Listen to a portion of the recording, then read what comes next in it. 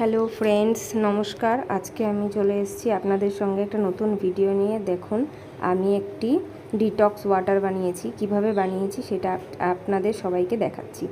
আমি প্রথমে একটা কাচের গ্লাস নিয়েছি, এটা কাচের গ্লাসেই ভালো হয়। তো তার মধ্যে আমি ঠান্ডা জল ভরে নিলাম 1 গ্লাস। তার মধ্যে আমি লেবু পিস পিস করে কেটেছি গোল গোল করে, সেগুলো সব দিয়ে দিলাম। তারপর আমি তার মধ্যে শসা পিস পিস করে কেটে সেগুলো দিয়ে দিলাম, প্রত্যেকটা শসা। এই ডিটক্স ওয়াটারটা হেলথের জন্য খুব ভালো। রোজ মর্নিং ঘুম থেকে উঠে এই ওয়াটারটা খাবেন। এই ওয়াটারটা সকালে বানিয়ে নিলে তার 1 ঘন্টা পরেই খাওয়া যায়। তো আপনি যতক্ষণ রেখে খেতে পারেন, 2-3 ঘন্টা পরেও খেতে পারেন।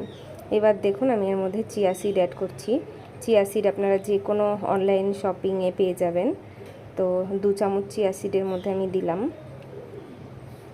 দিয়ে আমি এটাকে একটু নাড়াচাড়া করে নিচ্ছি, গুলিয়ে দিচ্ছি।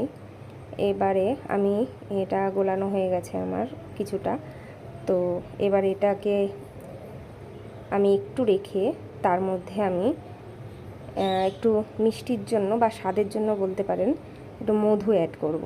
তো এক ছোটো চামচের 1 চামচ মতন মধু এর মধ্যে অ্যাড করলেই চলবে। তো এই মধু অ্যাড করে আমি আবার একটু এটাকে ভালো মতন গুলিয়ে নেব। তারপর আমি এটাকে মিনিমাম 1 ঘন্টা থেকে 2 ঘন্টা রেস্টে দেব।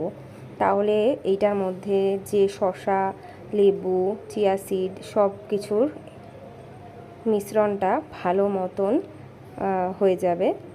তো এটাকে আমি 2 ঘন্টা রেস্ট দেওয়ার পর দেখুন, এটা এখন কিন্তু হোয়াইট আছে। 2 ঘন্টা রেস্টের পর দেখুন এটার কালারটা পুরোপুরি চেঞ্জ হয়ে ইয়েলো হয়ে গেছে।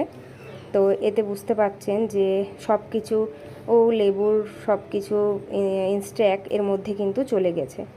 তো এবার আমাদের এই ডিটক্স ওয়াটারটা পুরো রেডি। তো আশা করছি আপনারা বুঝতে পারলেন কিভাবে এটা বানাবেন।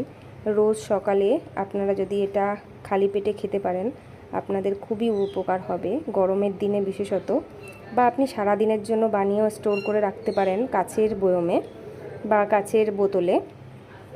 সারাদিন আপনারা এটাকে খেতে পারেন গরমে, খুব খুব উপকার হবে। আশা করি আপনাদের এই ভিডিওটা ভালো লাগবে।